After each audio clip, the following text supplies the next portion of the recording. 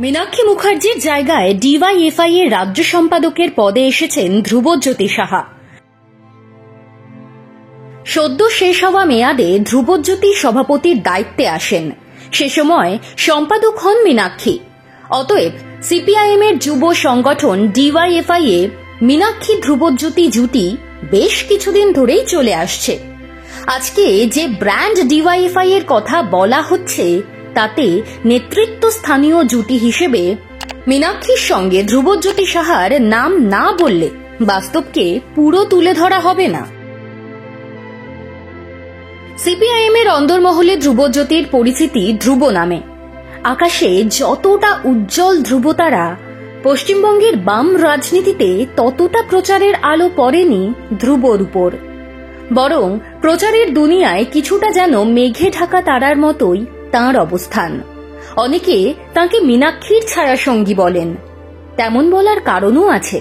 যেসব আন্দোলনে মীনাক্ষীকে নেতৃত্ব দিতে দেখা যায় সেখানেই ধ্রুবর প্রখর উপস্থিতি।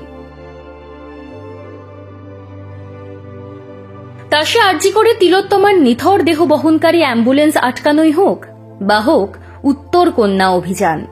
ডিওয়াইএফআই এর 20তম রাজ্য সমাবেশ শেষেই মীনাক্ষী দৌড়েছিলেন কালীগঞ্জের কিশোরী তামান্না খাতুনের বোমার আঘাত মৃত্যুর খবর পেয়ে। সেখানেও মীনাক্ষীর সঙ্গী ধ্রুব। শুধু সঙ্গে যাওয়া বা সোচ্চার হওয়াই নয়, মীনাক্ষীর তাঁর চলার পথে যথেষ্ট ভরসা করেন ভাতৃপ্রতিম ধ্রুবর উপর। প্রিয় মীনাক্ষীদের জন্য ধ্রুবও যেন এভার রেডি। ডিওয়াইএফআই এ এখন সরকারিভাবে নেই মীনাক্ষী। ব্যাটন তাই ধ্রুবর হাতে। আর মেঘের আড়ালে নয়, ধ্রুবতারার মতো আলো ছড়িয়ে সংগঠনকে সামনে থেকে নেতৃত্ব দিন। ধ্রুবর কাছে এটাই দাবি ডিওয়াইএফআই কর্মী ও সমর্থকদের। দায়িত্ব বেড়ে যাবার পরে নিজের সংগঠনের উদ্দেশ্যের কথা জানাতে গিয়ে ধ্রুব বলেছেন, ধারাবাহিকভাবে কাজ ও শিক্ষার দাবিতে লড়াই করে যাওয়াটা আমাদের কর্তব্য। সেটা ধারাবাহিকভাবেই চলবে।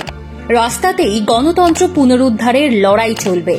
আমাদের দলে মুখ বা একা ব্যক্তির কোনো বিষয় নেই। বরাবর গোটা দল কাজ করে এসেছে। আমার সময়ও তাই হবে। আগে যেভাবে সংগঠনের রাজ্য সম্পাদক মণ্ডলী কাজ করে এসেছিল, ভবিষ্যতেও তাই হবে। কোনো ব্যক্তি নয়, আমাদের হয়ে টিম কথা বলবে। বাস্তব ঘটনা হলো, শেষ কয়েক বছর ডিওয়াইএফআই এর কার্যত মুখ হয়ে উঠেছিলেন মীনাক্ষী। সেই মিথ ভাঙা কি এতই সহজ? দায়িত্ব নিয়ে ধ্রুবর মুখে কমিউনিস্টদের অতি পরিচিত অবস্থান, ব্যক্তির আগে প্রতিষ্ঠানের কথা, টিমের কথা শুনিয়েছেন ধ্রুব। কিন্তু ঘটনা হলো, সেই টিমের রশি এখন তাঁরই হাতে। প্রচারের আলো থেকে দূরে থাকা ধ্রুবজ্যোতিকে এখন ধ্রুবতারার মতোই উজ্জ্বল হয়ে উঠতে হবে বলেই মনে করছে বাম রাজনীতি।